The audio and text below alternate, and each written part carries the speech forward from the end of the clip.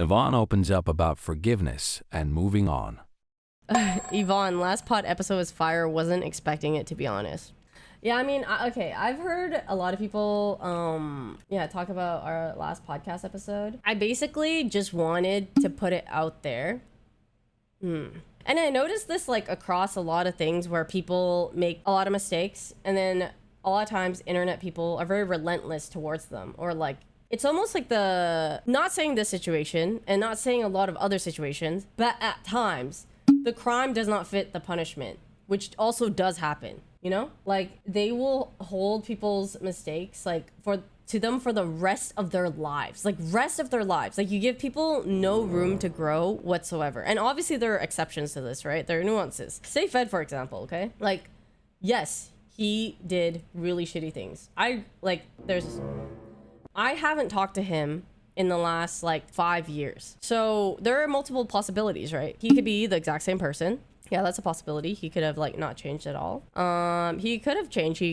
Making progress towards like being better and everything, and which is what I would hope for. Like I genuinely hope for that. And I think that I just wish sometimes people would give people the, like, what does it do for you to leave comments or to say things that, like, what does it serve you? Like, let people have room to grow, and that would just make the world a better place. Like, I think if you leave space for people to be able to be a better person, like, that's better than yelling at them and then they don't feel like they have the capabilities to be better, right? And then as a result, they don't change or stuff like that. I don't know. I feel that way when it comes to like a lot of people in the past, or people in general that like have made mistakes and then they're condemned so hard for it that I end up even feeling bad for them and all that. And like I think about like the punishment that people have received, and it's like when I think about how hard it is sometimes for Fed too, like he has so much where he has to go out and then people could recognize him and he has to feel shame or like feel very like, just imagine like you go out to a coffee shop and you just have like, you feel like people could know you or people could do whatever. And then they already have this like really negative judgment of, which obviously it's like, you know, he's lived with that for a very long time. You know what I mean? Like he's been punished a lot. I know. Yeah, I understand the vacation vlog and other stuff. Yeah, I totally get it. There were and I mean, he also made another document that didn't really show like, oh yeah, I'm focusing on myself and doing better. Like he definitely put his energy elsewhere. That was also negative. But like I said, it's just like, I don't know. I would just like to hope that he's better and that people can be better. I think I like that idea and thought a lot more than just in my head like he's never gonna change, he's an asshole, etc. He's all that stuff, you know what I mean? And like I said, people are not one-dimensional. I think he did have things that were good about him at times, which is why he was good friends with a lot of people. And like I know, like I don't think he's evil, you know what I mean? Like there are people who are evil, but I think he like can be selfish, he can make mistakes, he can be deceitful, but I don't know if he's evil. I think you're too nice. I don't know. I think I just want to like hope that there's yeah. I mean, I'm forgiving, quote unquote forgiving. Okay, I don't even know if forgiving is the word. You know what I mean? Like I just don't talk to him anymore. I have no way to judge him. And for me, like I've grown and healed so much from that situation that it's like I don't even know if forgiving is the word, but I just don't hold the grudge towards him.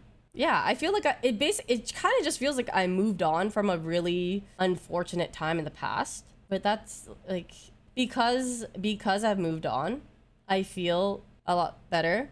Although it was interesting when I was filming the podcast and we were talking about it again, it was like the first time in years and years that I was like telling the story and like going through like all the events of the past. And then, oh my God, it like got me emotional again. And it was weird. I felt nervous. I felt like repeating the things, even saying the words like sexual assault. Oh my God, like that felt so interesting or hard for me to say. And I was even, it's weird because like I had so many people validate me, and I even think so myself. Like if I were to apply that to somebody I know, like what happened and stuff, but saying that, I was still doubting myself. It was weird. It was like I was asking myself in my head before I said it, like, was it?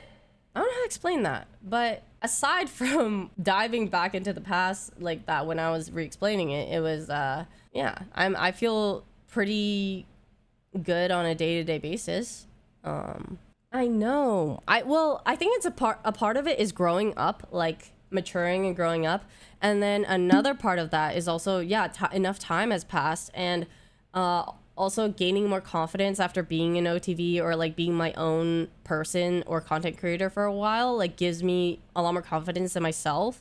What I was saying back then too is I had a ton of imposter syndrome, especially early days of OTV. It was through the roof.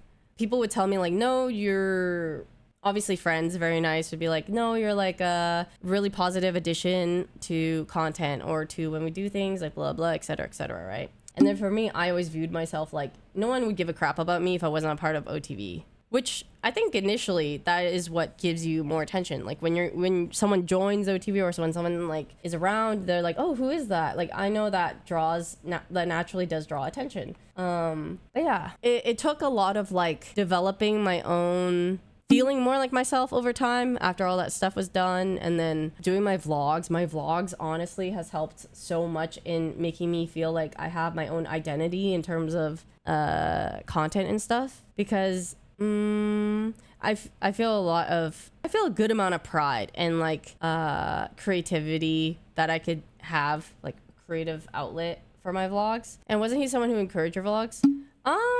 No, I don't remember if he encouraged it. He vlogged back then. But I would say, how was I inspired to vlog? It was mainly like the content that I consumed a lot. I used to watch a lot of like Jenim, Whaley, and a lot of like other YouTubers who would vlog their life, and like I just watched that content so much.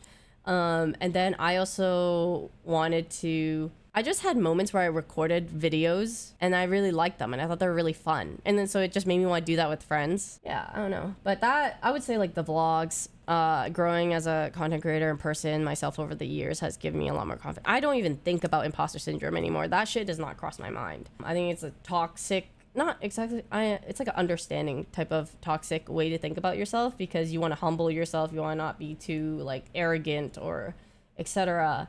But I think that you should give people credit where they're due as well as yourself. Like I just think of like what I would tell my friend. I think of like what I would tell my friend if I felt like they're really good at XYZ and they're like, no, but I'm not the best. But it's like, you don't have to be the best, but you are really good at this, and that's okay. And I feel like people are very hard on themselves. So yeah, it's okay to go a little easy on yourself. Be hard on yourself enough to improve and do better.